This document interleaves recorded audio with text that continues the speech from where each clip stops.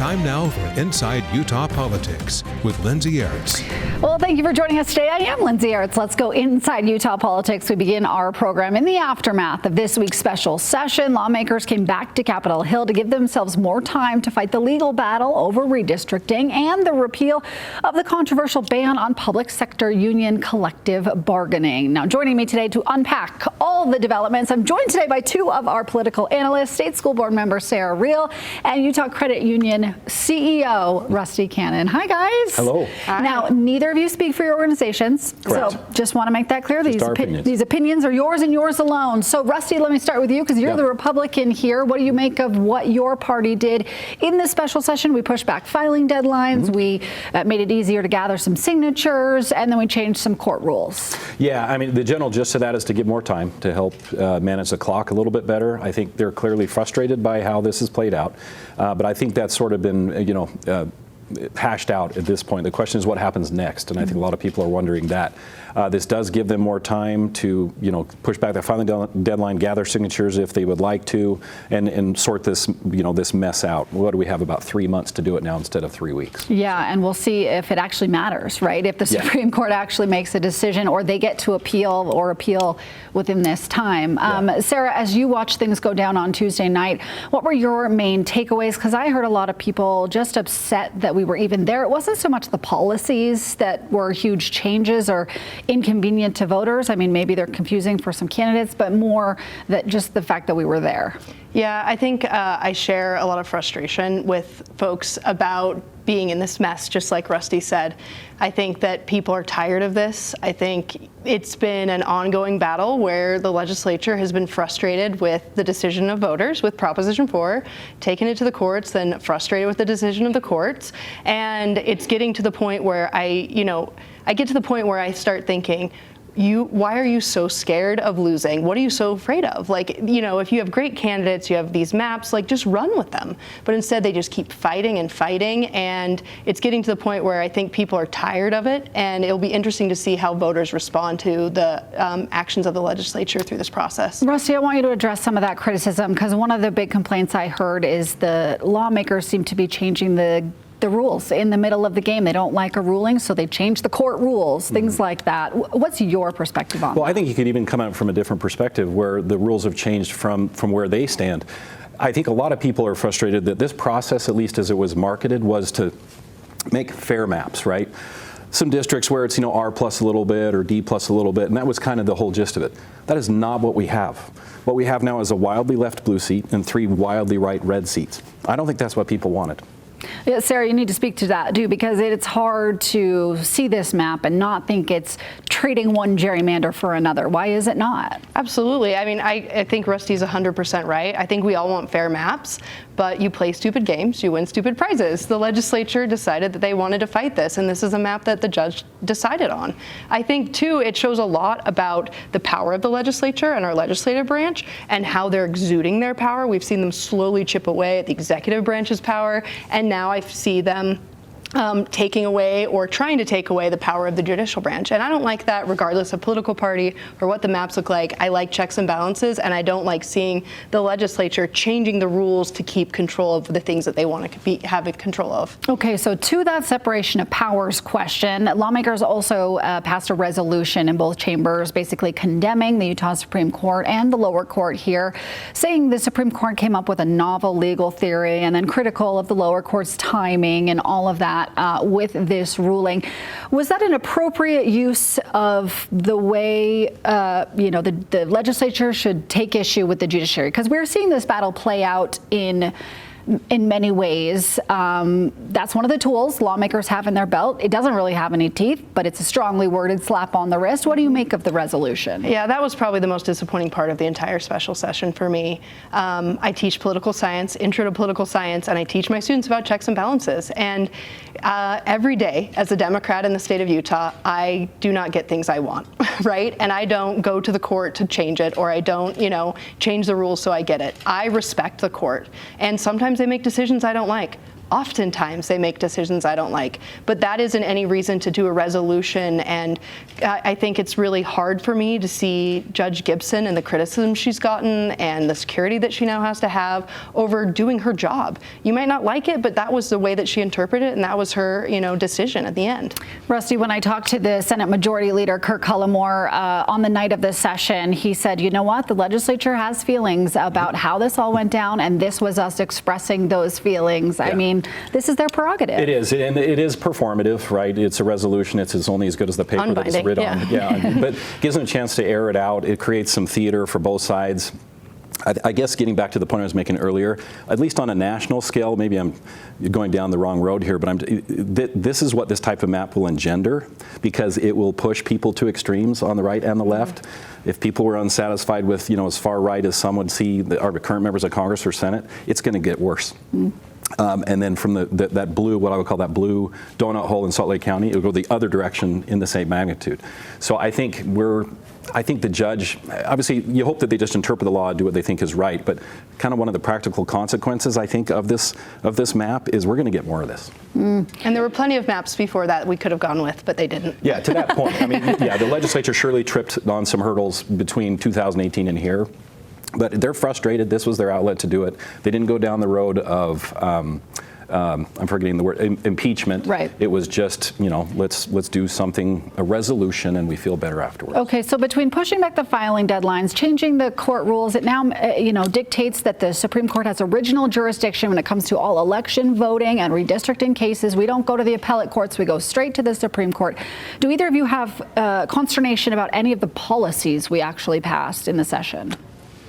Well, the one, if you want to talk about the repeal of the union bill, so that was another thing. I think it was a wise decision by the legislature.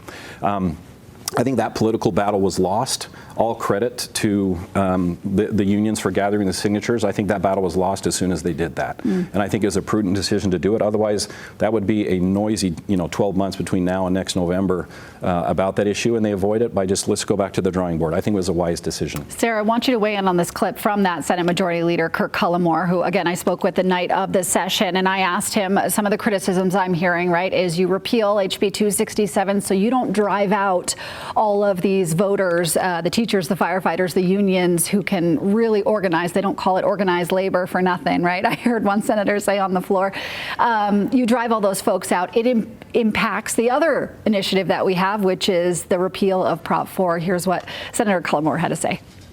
And so we've had a lot of ongoing discussions about how much is too much to put on the ballot. And so we've been in discussions and negotiations with labor unions. And I think there's a mutual understanding that, let's not all spend the time and the money combating this particular issue for the next 12 months. Let's just put this one to bed and, live to fight another day on these issues. So he basically disagreed with the notion that they were doing that and said that the ballot was just too crowded and wanted to take something off it. Do you buy that? I don't buy that with respect to Senator Cullimore. We saw thousands of people show up during the legislative session upset over this law.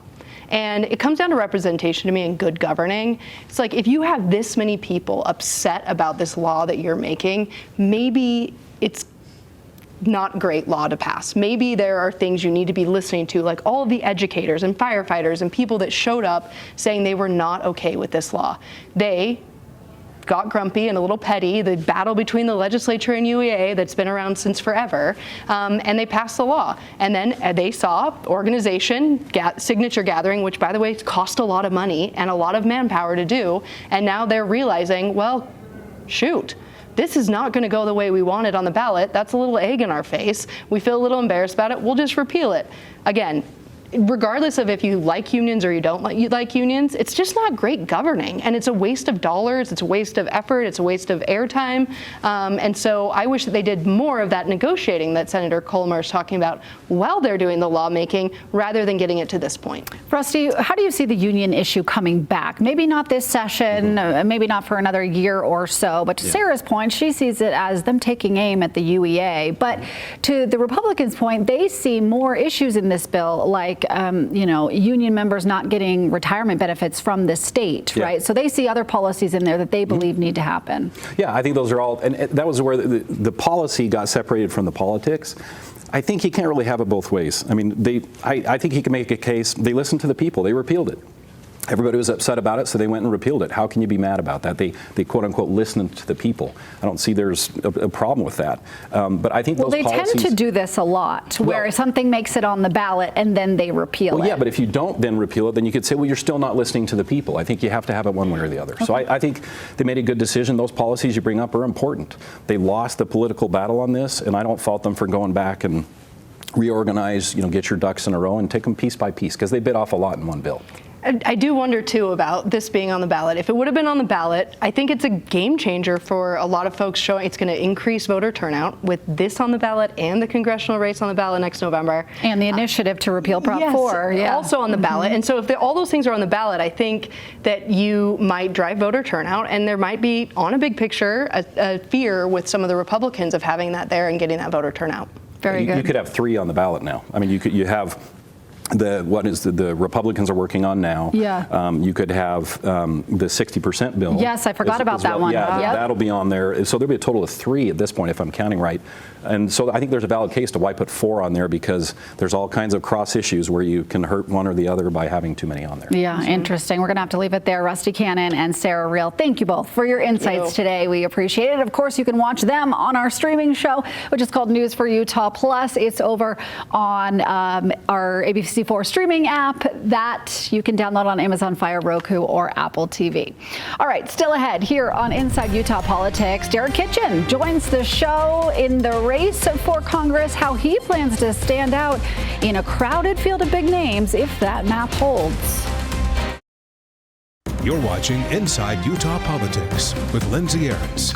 Well, welcome back. While state Republicans dig in their heels to fight Utah's judge-approved congressional map, Democrats are getting ready to run in the newly drawn District 1. It's become a crowded field, quickly filling with familiar faces. And I'm joined today by one of those congressional hopefuls, former state senator Derek Kitchen. How are you? I'm doing great, Lindsay. Great to be with you. Welcome to Inside Utah Politics. You haven't been in Utah for a minute, right? You were back in D.C. Tell me what you've been up to for the last 2 years, 3 years-ish. Well, when the president and the White House call and they ask you to come serve, the only answer is yes, of course. You gotta go, sure. So yeah, I was in D.C. for a minute after my time in the state Senate, and I was over at the Export-Import Bank running global trade for the U.S. government. No big deal. No big It's deal.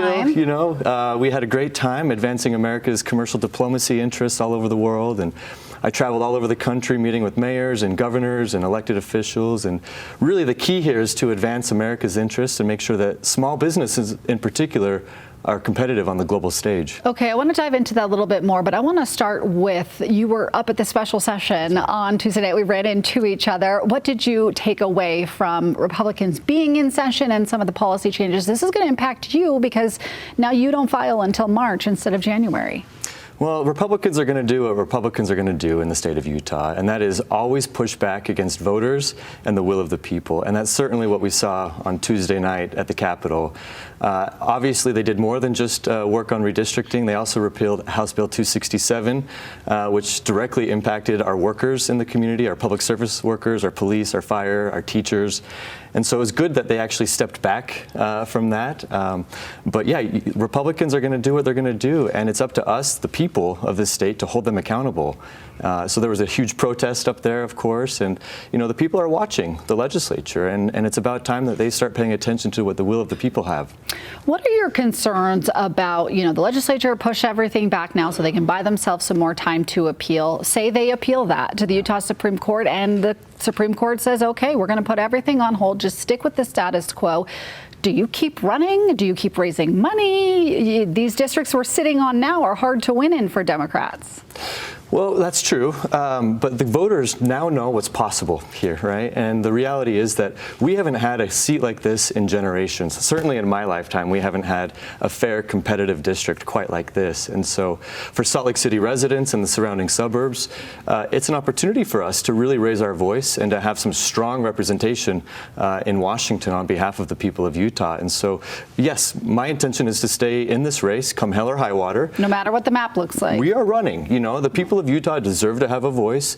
I've been, around the block a few times. I've obviously represented a good chunk of this district in the state Senate, and then prior to that in the Salt Lake City Council.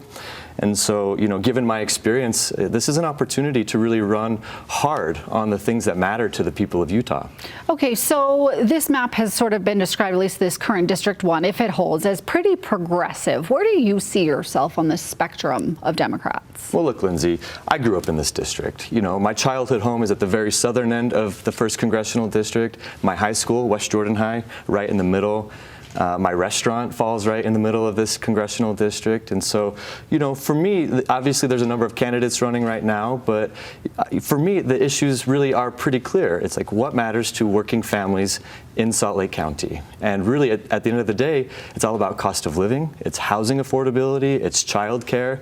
I run a small business in Salt Lake City, a restaurant. Nobody's purchased more eggs than I have in the last 5 years. How are those prices? Yeah, okay? I mean, it's just up. Prices are up, and restaurants feel the economy very quickly. So if people don't feel like they have a lot of disposable income, places like restaurants are going to feel that almost immediately. And so, over the last number of years, due to inflation and rising costs, there's a lot of lessons that I can draw out of my time running a small business and bring that to this race. And so, my intention here is to amplify the voices of the people in Salt Lake County and to make sure that they have a strong leader in Washington.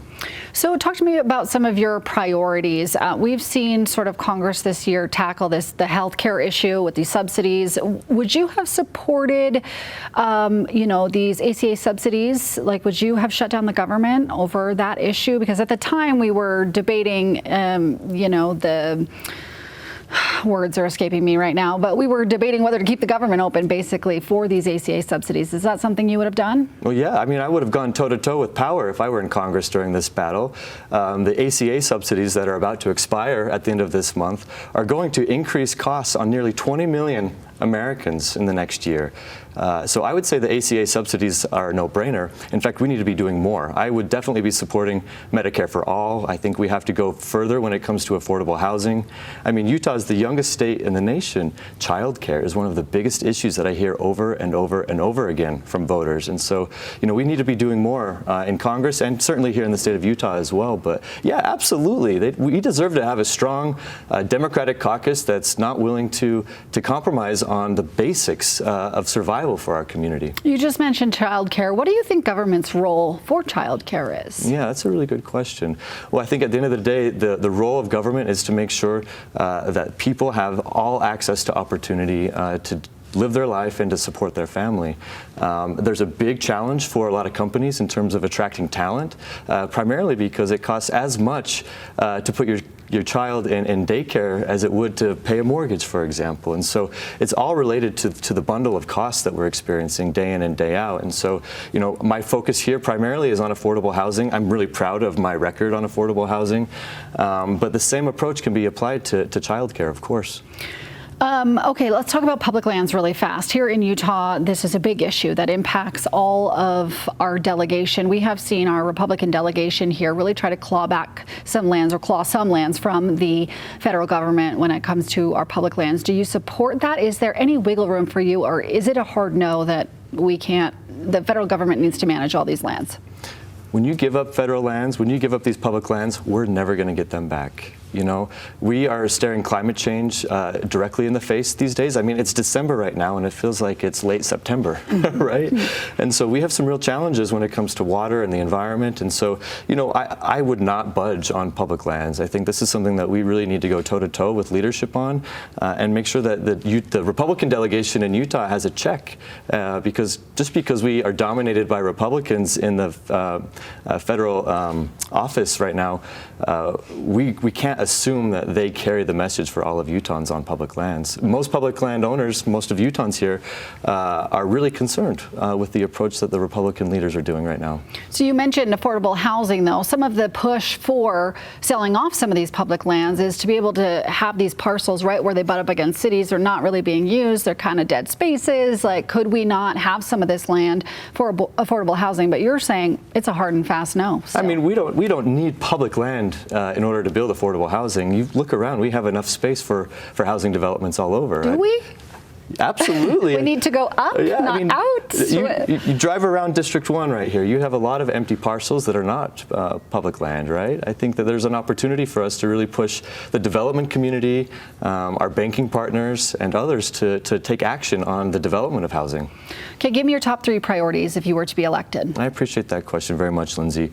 At the end of the day, it's childcare, it's healthcare, it's saving the Great Salt Lake. You know, we're bumping into the deadline with the Colorado River Compact, and so this is going to be a real major issue for not just District 1, but the entire West, and certainly the state of Utah. And so environmental concerns are something that everybody in this district is concerned with. I mean, we all have to breathe this air. We all need to have clean drinking water. And so, you know, it's the affordability when it comes to childcare and housing and healthcare, but it's also the environment. And, you know, the Great Salt Lake drying up is a very acute and very real issue from a public health standpoint that we need to address immediately. Just in our last 30 seconds, how do you feel like you can get some name ID with voters and some recognition? You lost your primary for the state Senate to Jen Plum back in 2022. How do you feel like you can earn back support? Yeah, I appreciate that. You know, my district changed in 2022 due to the redistricting. So I represented District 2 in the Senate. I had to run in District 9. It changed pretty significantly, moved to the south. A lot of my voters in 2022 were polling a Republican ballot that year to try to take out Mike Lee, and it was a good effort. We were unsuccessful there. I've been talking to voters over the last number of months, and you know, they're excited about my candidacy. You know, I got my start in politics when I sued Governor Herbert in federal court and made Utah the very first state in the country to legalize same-sex marriage, and I really forced their hand with that. And so, you know, the voters know what kind of person I am. They know that I'm a fighter.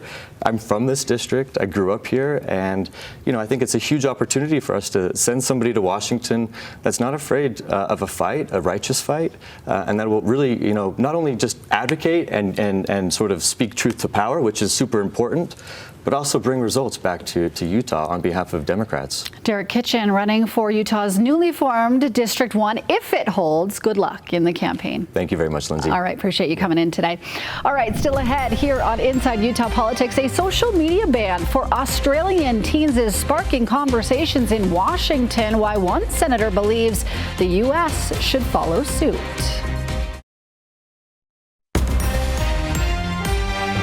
A major move overseas is igniting new debate here at home. Australia enacted a first-of-its-kind social media ban for children under 16, and now some U.S. lawmakers say it's time for America to follow suit. Washington correspondent Rashad Hudson here now with the details. Australia is now requiring social media companies to remove accounts belonging to children under 16 or face significant fines. They are doing it because they've about had it with these social media platforms. Tennessee Republican Senator Marsha Blackburn says the U.S. should follow their lead, warning children face dangers online. They are exposed to pedophiles and predators and groomers. They are exposed to drug traffickers. The ban hits home for parents who have experienced those risks firsthand, like Tamia Woods, whose son died by suicide after a sextortion scheme against him. What if we would have had these laws in place? It would have still made a difference. Advocates say age limits alone aren't enough. So we need to be able to look at ways of holding the social media companies and online platforms responsible, as well as the device. And Connecticut Democratic Senator Richard Blumenthal says Congress has to act. So far as federal legislation is concerned, what we need is votes. There's no federal ban yet, but lawmakers say they're talking with tech companies about new online safety protections for kids. Reporting in Washington, Rashad Hudson. Well, that does it for today's Inside Utah Politics. Stay in touch with me on social media, won't you? You can find me on X, Threads, Instagram. Search for Lindsay on Air. That's spelled with an A. You can also find Inside Utah Politics in podcast form wherever you get your podcast. Just take us out on your daily walk with you. Now, if you're looking for more national political coverage, check out our political power ranker. This is our Nexstar national political director and the head of Emerson College Polling, who look at who's up and who's down in the world of politics based on the data. We carry that for you and more political analysis on our free streaming app, News for Utah Plus. You can download that on Roku, Amazon Fire, and Apple TV. Well, thanks for joining us this week. We will see you next week.